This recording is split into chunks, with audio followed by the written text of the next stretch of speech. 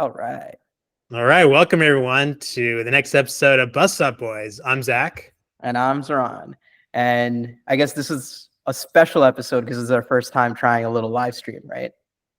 We're trying, yes. So feel free to give us feedback. We're going to be checking how this works, but we're just experimenting, different ways to record and get this out the door. Yep. And for our future viewers, current viewers, like this is going to be hopefully a weekly thing or bi-weekly thing where we kind of talk about latest headlines, any movie trailers that came out, and then our reviews for movies and stuff like that. That will probably be the headline for each one. Yeah, and for other aspiring podcasters, the toughest thing is just getting schedules to match. So if you can do a weekly at this time, do the podcast, I think that's the way to go. Yep. This is the first time it worked because we're like, at 8:30, we're gonna do this. Put it on the calendar. Put it on the calendar. That was so crucial. So thank you, Zahran, for making that happen and mentioning that. That was the key here. Yeah, unfortunately, as we have 9 to 5s and we have a busy social lives, I guess it's kind of how it happens. It was just crazy that whenever you were free, I wasn't, and then when I was free, you were busy. It was just kind of brutal last couple of weeks, but hopefully in a couple of weeks, I'll be traveling next 2 weeks, but hopefully in a couple of weeks we can get weekly cadence going, and that will be awesome. Yep. And I think post Ramadan, that'll be a lot easier as well. Yeah, exactly. It was just a tough time. It wasn't our fault. Exactly. All right. Our first section is headlines. Zahran, you got some headlines for us? Yeah. So one of the biggest things that came out recently is about how the whole Disney shareholders thing went. Bob Iger succeeded. What was his name? Nick Paltz? Yeah, that's right. I think so. So Nick Paltz failed at his Nelson Peltz failed at his not takeover bid, but trying to get some board seats on Disney's board to try to have a say in everything like that. Zach, do you have any thoughts on this? I heard it was super contentious. I didn't follow it super closely, but do you have some background or a quick 1,000-foot level recap what happened? Or Yeah. So Nelson Peltz, he came in. He's an activist investor, and he's basically telling the shareholders hey, the direction that Disney has been going in has not been great. Last year their stock went down considerably, and a lot of their recent films have just not been making money. Whether it was the Marvels, Wish, Ant-Man, Quantumania, and so on and so forth.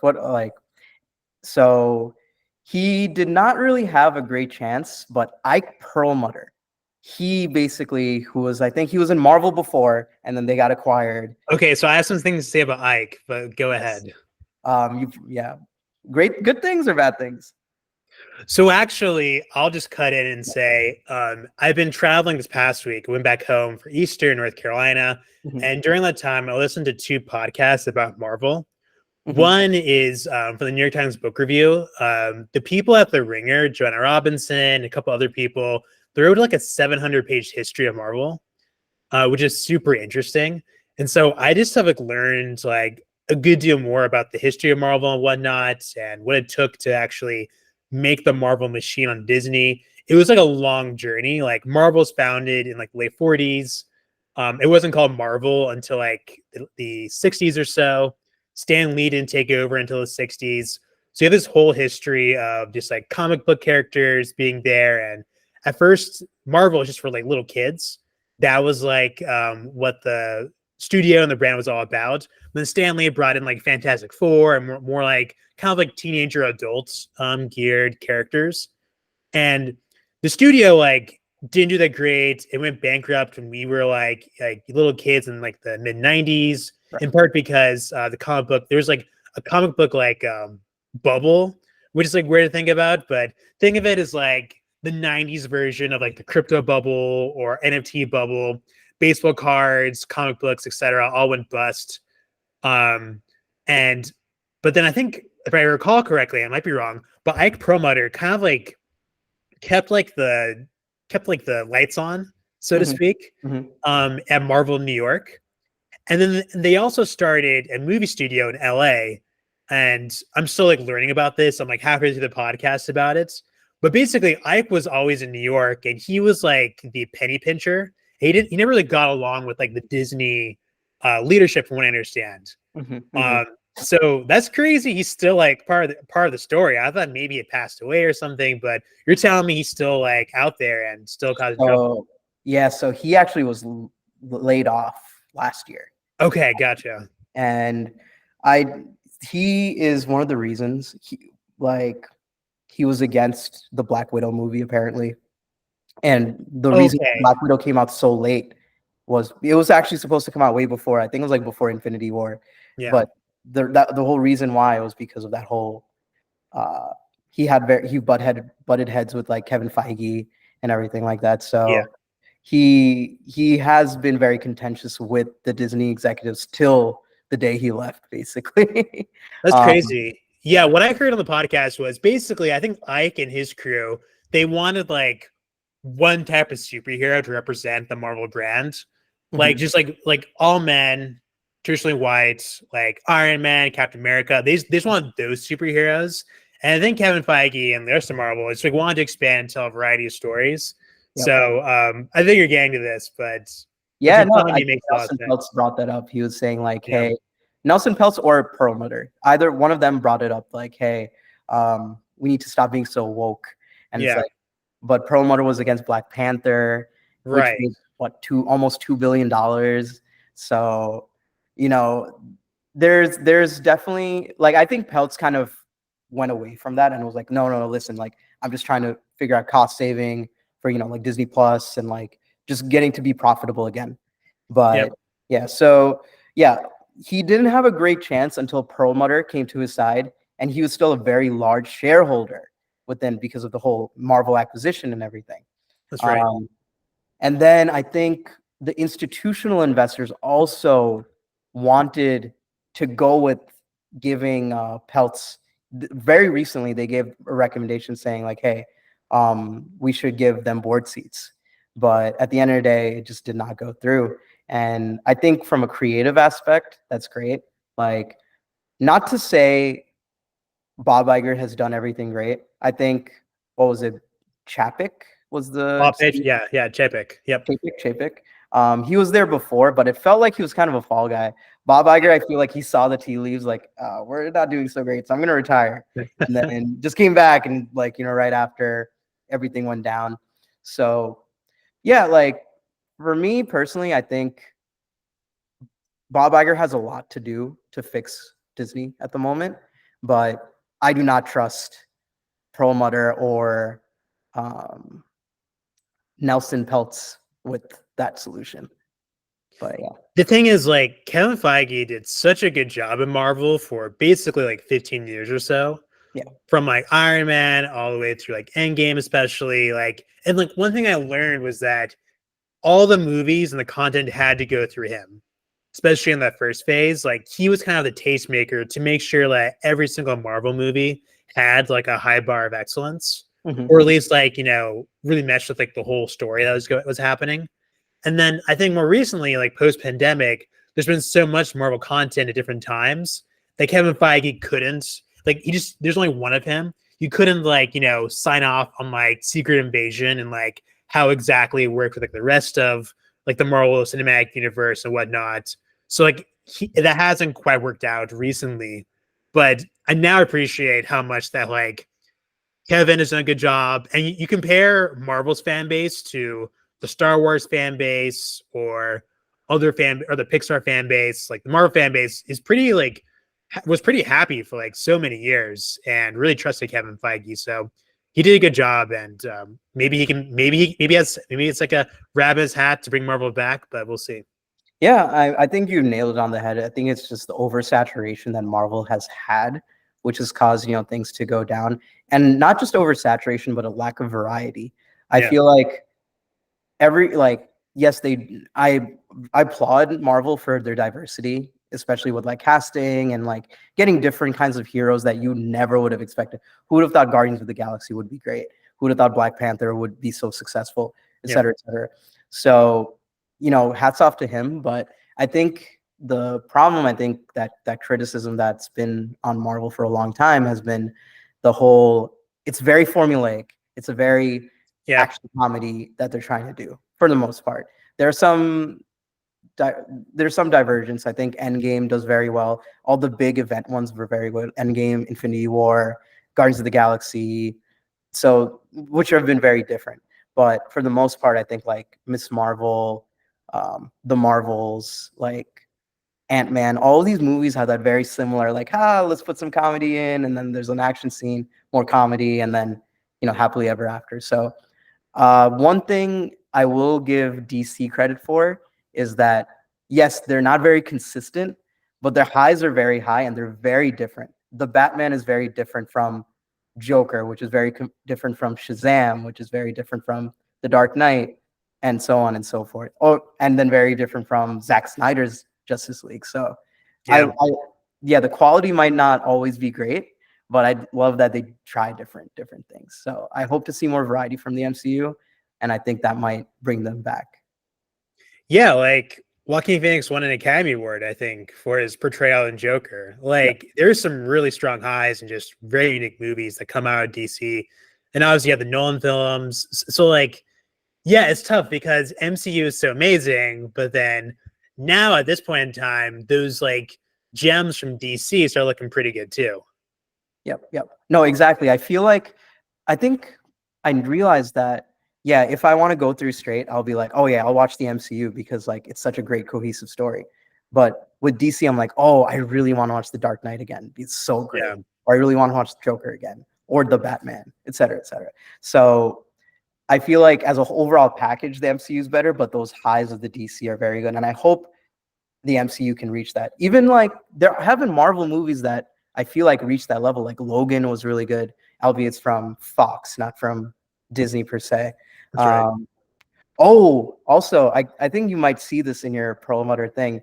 They had to sell a lot of their assets. Marvel had to sell a lot of their assets in the 90s, right? 90s, early 2000s, like Spider-Man to Sony, X-Men to Fox, Fantastic Four to Fox, Hulk to Universal, which led to them not being able to use them all for the MCU. Basically, in order to get Marvel's like the movie studio off the ground, they had to these huge like mortgages and like loans on these characters. And they kind of made all their money back just on Iron Man, which is funny. And like honestly, Sony apparently could have taken more of the characters. They were just like, oh, we'll just take Spider-Man, whatever. They didn't really think much about it. But man, there's so many what ifs there. Yep. No, you're right, because I think when Iron Man came out, it was considered a very B tier comic book hero. Same thing with it Thor. Wasn't clear it'd be that successful. Yeah. Yep. So I think Sony, like, it's very short-sighted, but I think they at the moment they're like, why do we need those B tier comic book characters at the end of the day? Maybe they should have. Actually, to be honest, would they even be as successful if it wasn't for Kevin Feige? So that's also another thing.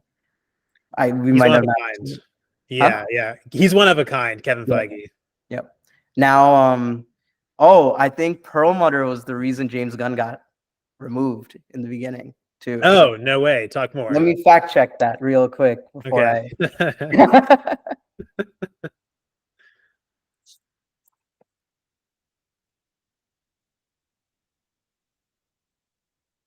Yeah, I'm curious how he's going to do in DC. Perlmutter tried to get Kevin Feige fired. Never mind.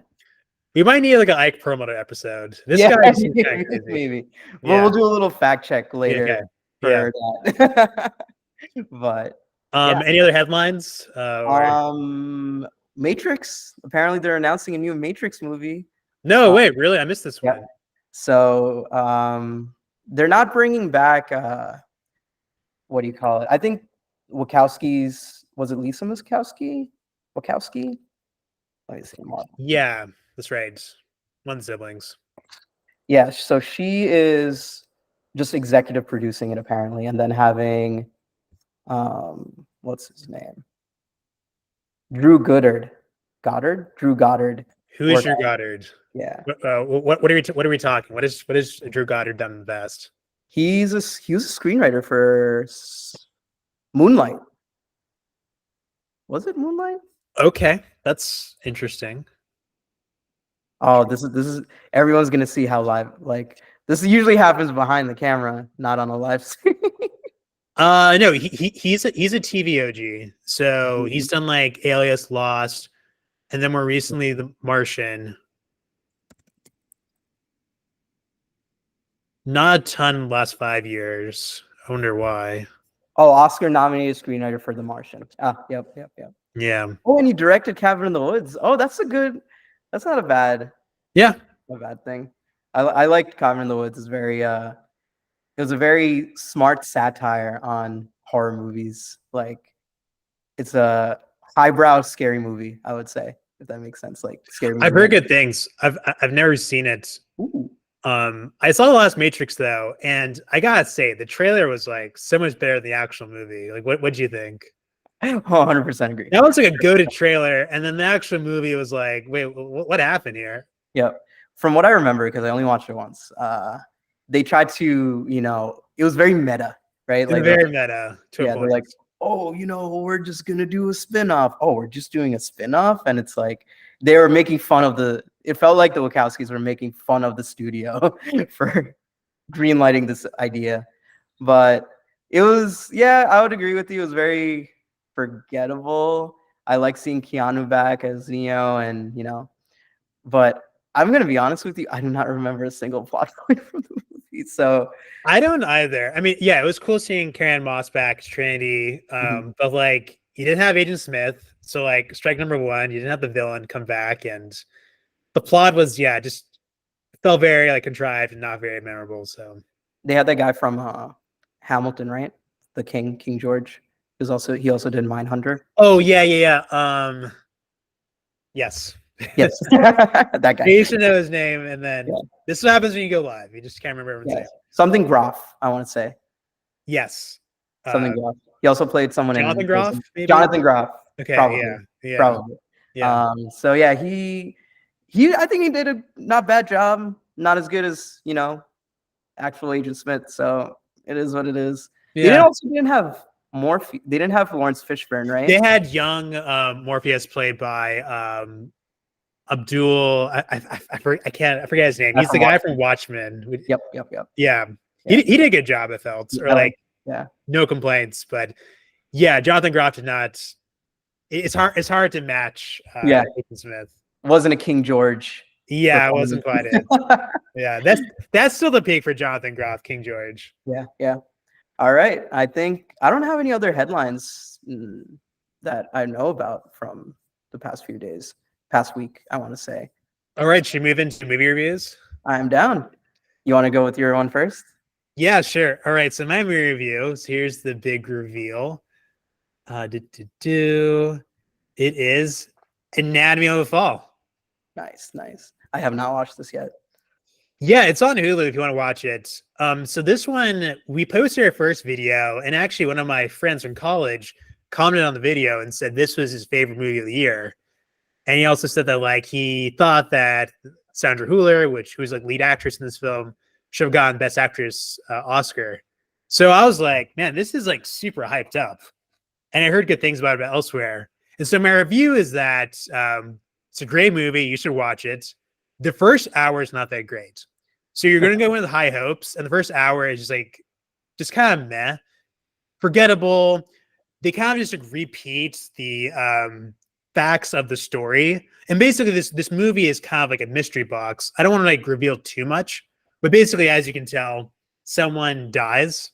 And so they're trying to figure out like, oh, was it a suicide or did someone kill him? And basically these two characters, the mom and the son, are only people around. So if it was someone, it would have to be one of those two people. So the way I think this movie, it's kind of like Mayor of Easttown or True Detective, but in movie style. It's like, it has a very similar feeling. It's still a drama, but also a little bit of mystery box. And basically 1 hour into the movie, there's a court scene and there's a really awesome French judge who really goes in on Sandra Hüller's character. And that's when the movie really picks up. And there's like this really deep drama about relationships and when we sacrifice to be in a relationship. Do we trust like Sandra Hüller's character? Is she a trustworthy narrator? And then has a really interesting conclusion. So Yeah, 2 thumbs up. I recommend it. Just know that the first hour is like scam that. What would you rate it out of 5? 4.5. Ooh, that's high. Okay. Yeah. Definitely will give that a shout. I still have to go through your other recommendations too. I did watch Descendants, but it was great. It was a good movie. I enjoyed Yep. it. Very, very similar to The Holdovers. I think George Clooney did a great job as well, and Shailene Woodley did also a great job too. And it was Yeah. interesting seeing Matthew Lillard again. You know, I was like, oh, is that Shaggy? Like, oh, okay, cool. But yeah, I would give that like a 3 star, 3.5. I think it was a decent movie. Okay. Yeah. But no, definitely will give this a watch. I think I have that on my watch list anyways on Letterboxd, so definitely have to get. I have so much to watch at the end of the day. I might watch the Holdovers when I get back from my trip. It's on Hulu, so it's easy to find. So I might just watch it. Yeah, and that's probably going to wrap up my like 23 watching or so. Yeah, you'll see why Divine deserved that Best Actress. I'm excited. Yeah. All right, so for me, my review for this one is going to be Tick Tick Boom. Boom. Boom. I love musicals, so I was very surprised I'd never watched this before. But the other day, I think I just saw it on Netflix, and I'm like, oh, what is this? Because I never heard of it before. I think I was in Bangladesh when this came out, so I just missed any press for this. Oh no. Yeah, but started watching it, and from the get-go, it's just sad. Like so the story, the plot line for this is based on a true story. It's the creator of Rent, the musical. And unfortunately, he passed away right before the musical released in on Broadway. So this kind of explores his early life, though, and one of the other musicals he was making, and it kind of explores how he makes it through his entire career. And then it's kind of a product of its era too, and it shows like his personality, like how loving he is, how caring he is, but how like dedicated he is to his craft to the expense of his like relationships, with his best friend, his girlfriend, and everything like that. But the musical segments are amazing.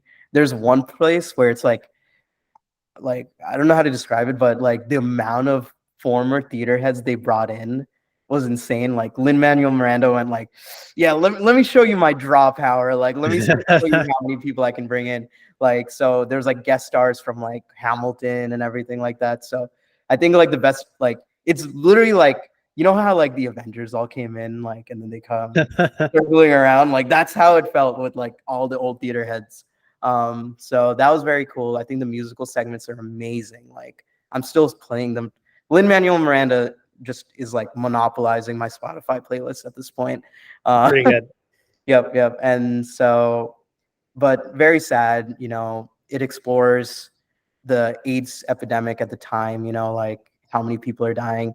He didn't die from it. I don't know why. I just thought he also died from HIV, just the way they were showing it through the thing.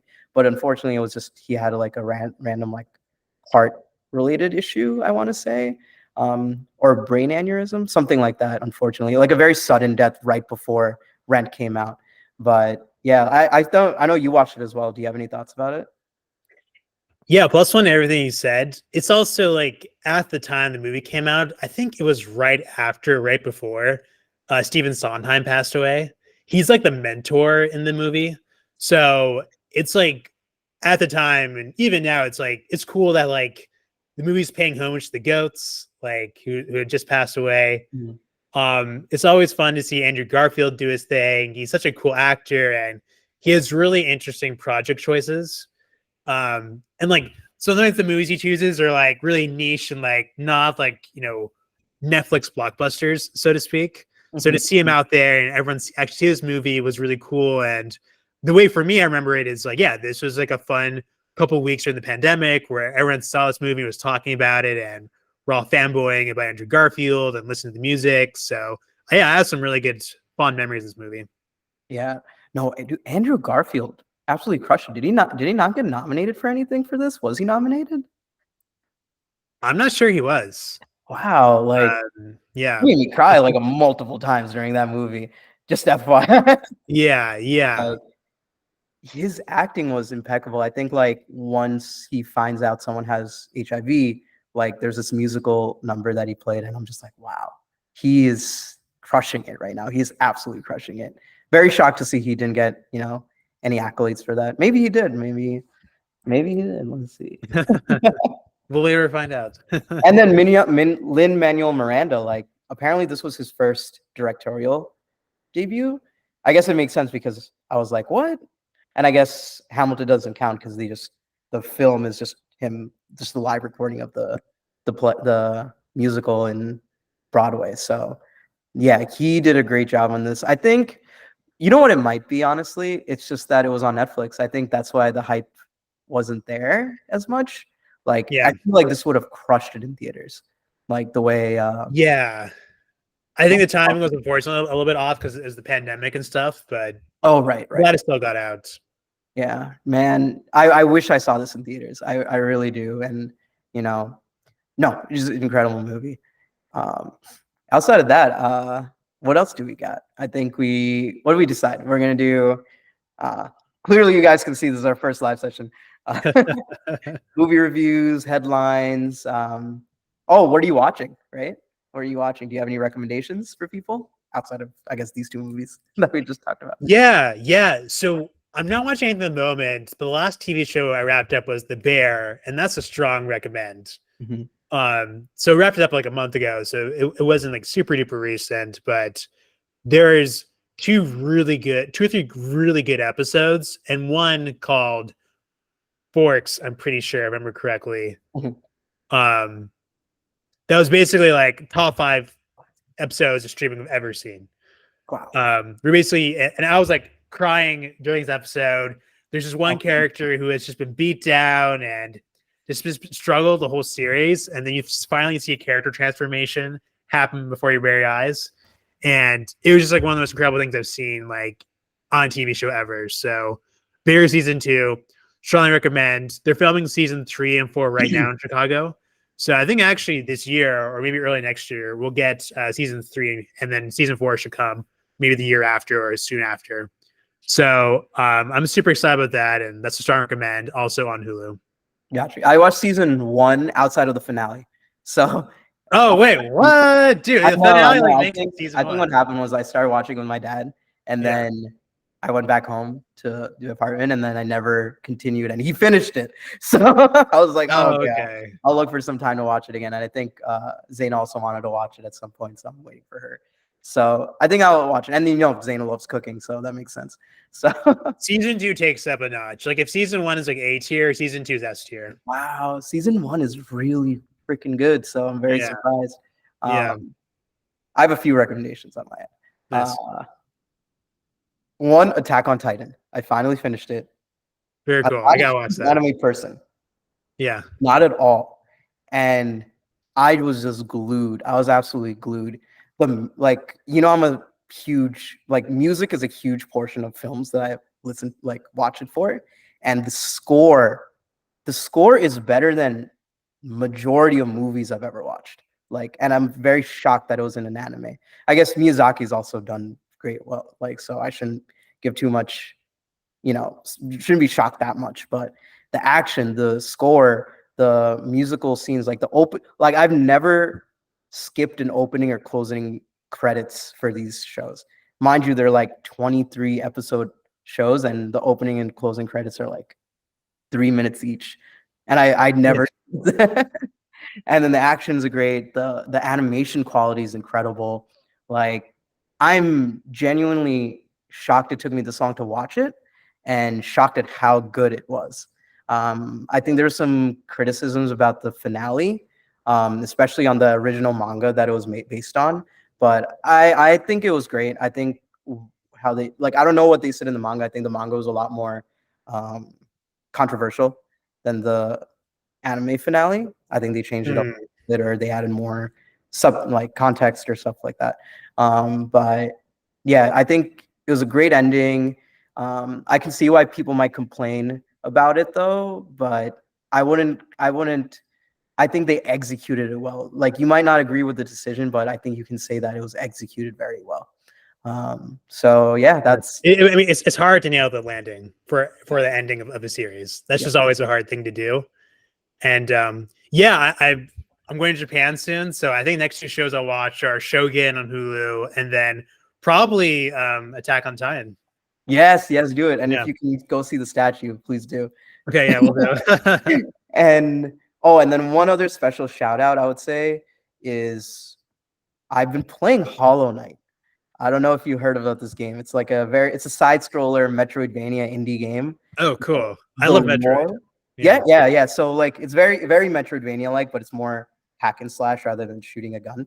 But the reason I want to highlight it is because the lore is so incredible in this. It's about like bugs underground, but I'm not going to spoil too many things because I think just speaking on it is a little bit of a spoiler. But basically, this bug comes to this like underground hollow nest kind of thing, like this kingdom that's been slowly being that's completely been abandoned, deteriorated, and like this infection is slowly taking over like the corpses of like the old bugs, and then those are the things that attack you. But as you slowly explore the mystery of what happened to this world, I'm like, wait, this small indie game created by two people has me more engrossed than many like AAA games I've seen. And the combat's incredible, the movement's incredible, and every single scene is handcrafted, like artwork, like animated, drawn, hand drawn, and everything like that. So great work. Two people did this alone. So yeah, I just want to give that a special shout out. Hopefully I beat that soon, but yeah, it's crazy with some video games. I think the first Roller Coaster Tycoon was like one person who like wrote their own programming language to like make it happen. So video games, this is like, it's always cool when you hear about this, like the stories of pure craftsmanship to get it out the door. And that sounds like a really cool one. Yeah. I think like nowadays we're seeing, I think just to not to get too much into video games here, but like Spider-Man 2 came out recently and it had a budget of over $200 million. Holy cow. I mean, it was great. I played it and I had a great time playing it. Story was also pretty cool. Like I think it's one of the better Spider-Man storylines you'll see in media. Honestly, what you can do is like if you're not gonna play the game, you can actually just watch the cutscenes because you're on YouTube. Yeah. Like you know what people do? They actually cut up the game with the cutscenes and they do add like transitions with the gameplay where it like seamlessly transitions into like a cutscene. So it's like games the movie. They'll make the games into like a movie, edit. But yeah, like those are like $200 million. And like even though it was very successful, even Sony is like, oh my God, we need to like make this even more profitable somehow. But like yet these two people made this incredible game by themselves. So, it's very cool to see and props to them at the end of the day. Yeah, and for context, Dune I think was 190 million to produce. So like, yeah, this video game is basically the same cost as Dune for context, which is like kind of crazy if you think about it. Crazy. Yeah. Wow. Yeah, that's a great way to like put it. Like also Dune under a 200 million, considering movies like I think Marvels and what other Marvel movies, and that's something not Roger Ebert. Bob Iger. R.I.P. Roger Ebert. Yeah. But that Bob Iger needs to work on is cutting down those budgets. Like, and I think what happened, I think we'll talk about this during our Dune review, where it won't be a live stream. I think that will be like a premeditated one where we actually, edited properly. But I think we'll talk about it there, how they made that budget work. But yeah, stay tuned. That's a good place to leave off. Ron, it's always great chatting with you. As always, nice to see you. Have a great trip. Enjoy and let me know what you think of Japan. Give me of course. You got this far. Please like and comment. Yes. Like, comment, subscribe, all that stuff. Apparently, it's good to say that because it's great for your algorithm. So, yeah. Cheers. Until next time. Cheers. Have a good one. See you.